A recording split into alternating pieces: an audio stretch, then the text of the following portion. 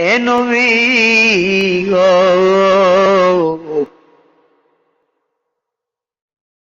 আল্লাহর নবী, এতদিন পর্যন্ত আমার সঙ্গে কোনো কিছুই ঘটনা ঘটে নাই। 3 দিন আগে গো নবী, এই মক্কার মাধ্যমে একজন সুন্দরী রূপসী যুবতী মারা গেছে গো নবী। নবী গো, আমি দিনের বেলা জানাজা পড়তে গেছি গো নবী। রাত্রে যখন হইছে, ওই রাত্রে বেলা গো নবী, আমি রাত্রে যখন হইছে, আমি কবর করতেছিলাম। আমি নবী কবর করিয়া ওই যুবতী সুন্দরী নারীর কবরের ভিতরে ঢুকলাম।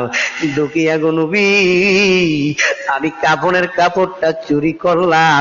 ওই কাপড়ের কাপড়টা খুলিয়া যখন আমি কবর থেকে উঠতেছিলাম, এমন সময় গো নবী, এমন একটা আওয়াজ আসছে, এমন একটা ডাক আসছে, ওই কবর থেকে বলতেছে, ও মদিনার, ওই মক্কা মদিনার যুবক, ও মক্কা মদিনার যুবক রে, এই মক্কা মদিনায় যত মানুষ মারা গেছে, পুরুষ নারী, একটা নারী পুরুষের দিকে তুমি একটা নজর তাকাইলি না। আজকে দেখ, এমন একটা নারীর কবরে, এমন একটা যুবতীর কবরে আসত, ওই কাপড়ের কাপড়টা খুলছত, এখন দেখ তার চেহারার দিকে একবার নজর দে। এমন সুন্দরী যুবতীর নারী আর দেখোস না। এই মক্কা মদিনে এত সুন্দর রূপসী যুবতী নারী আর ছিল না। যুবক যখন ওই আওয়াজ শুনিয়া ওই কবরের ভিতরে নামলেন, নামার পরে দেখতেছে এমন সুন্দরী রূপসী যুবতী মহিলা আর কোনদিন যুবক দেখে নাই।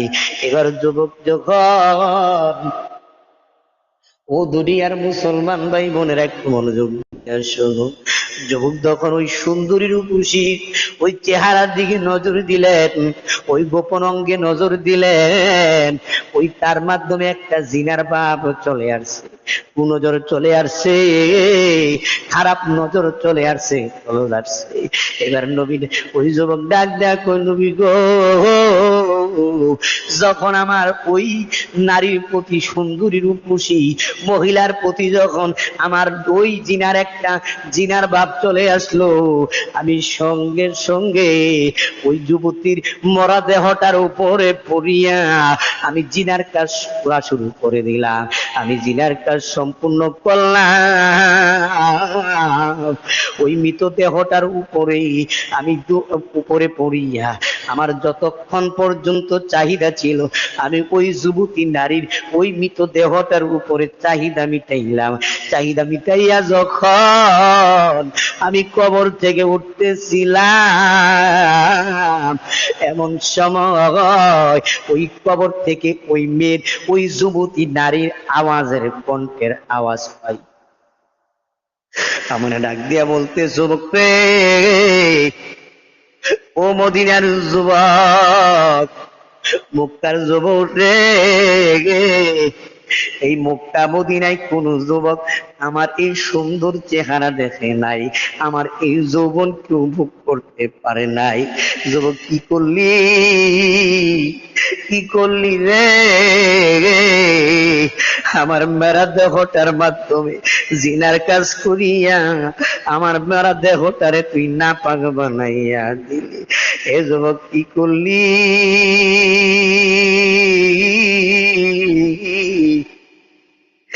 আমার মরা দেহটারে তুই নাপাক বানাইয়া দিলি, নাপাক বানাইয়া। যুবক রে,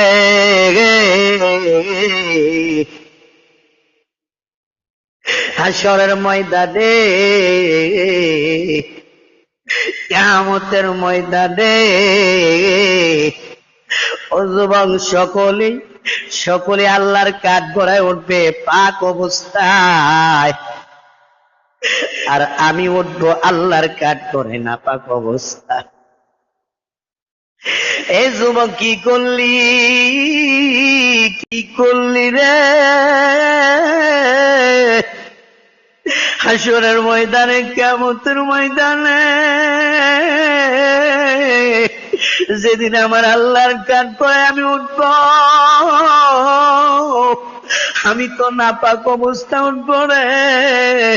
এ যুবক হাসরের ময়দানে, কিয়ামতের ময়দানে আমি আল্লাহর কাঠ গড়ায় যেদিন দাঁড়াইব, ওই দিন যুবক আমি আল্লাহর কাছে তোর নামে নালিশ করব। আর আমি আল্লাহর কাছে বলবো, আল্লাহ, যেই যুবকের জন্য আমি আজকে আমার এই দেহটাকে নাপাক জিনা করিয়া নাপাক বানাইছে, আল্লাহ তুমি তার বিচার করিও, বিচার করিও।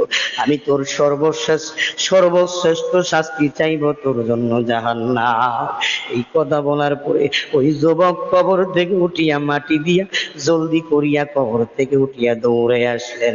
জোর বাড়িতে আসিয়া ওই যুবকের ভিতরে আমার আল্লাহর ভয় ঢুকে গেল। নবী গো নবী,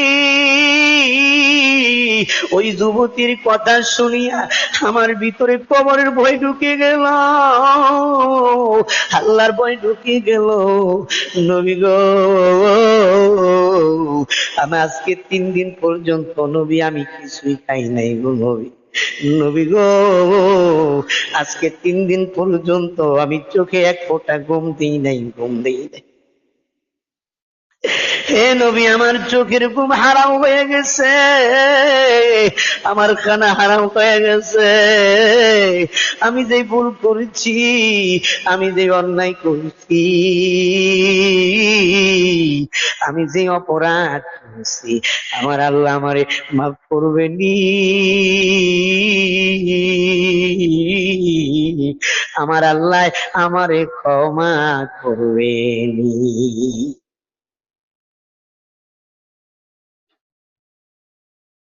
যিনি ভাইয়ান, আমার বন্ধুরা, আমার আমার পর্দা নিসীমা বোনেরা গো, আমার নবী এই কথা শোনার পরে সঙ্গে সঙ্গে আমার নবী এই নবীর হুজরা থেকে বাহির করে দিলেন, যাও এখান থেকে চলিয়া যাও। নবী যখন বাহির করে দিলেন, ওই যুবক বলতেছে, আল্লাহ, আমি এমন গুনাহ করছি, এমন পাপ করছি, সকলে আমারে চিচি বলিয়া গুনাহগার বলিয়া তাড়াইয়া দেয়, তাড়াইয়া দেয়। আল্লাহ, দুনিয়ার সবাই যদি আমারে তাড়াইয়া দেয়, আমি কার কাছে যাব, কার ধারে যাব? আল্লাহ, নাফরমান বান্দা, ও দুনিয়ার মুসলমান, হাদিস শরীফে এসেছে, একবার 2 দিন নয়, 3 দিন নয়, 40 দিন পর্যন্ত ওই গুনাহগার বান্দা, ওই জিনাকারী বান্দা 40 দিন পর্যন্ত, ও মুসলমান সন্তান, 40 দিন পর্যন্ত কি করে নাই?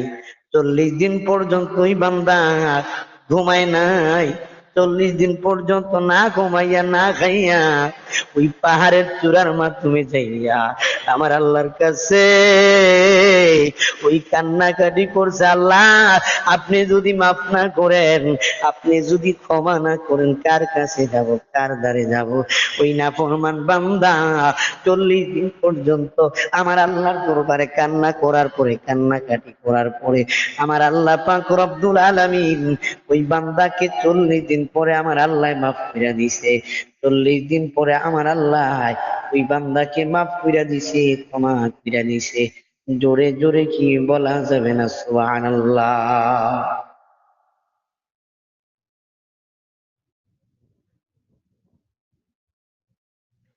ও দুনিয়ার ভাইয়ের, আমার বন্ধুরা, আমার পর্দানি সীমা ভরা ঘুমা, একটু মনোযোগ দিয়ে শোনো, আল্লাহর বান্দা বান্দি, একটু মনোযোগ দিয়ে শোনো।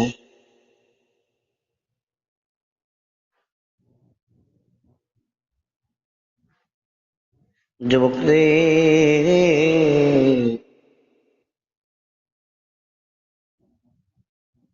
আল্লাহর বান্দা বান্দিরা,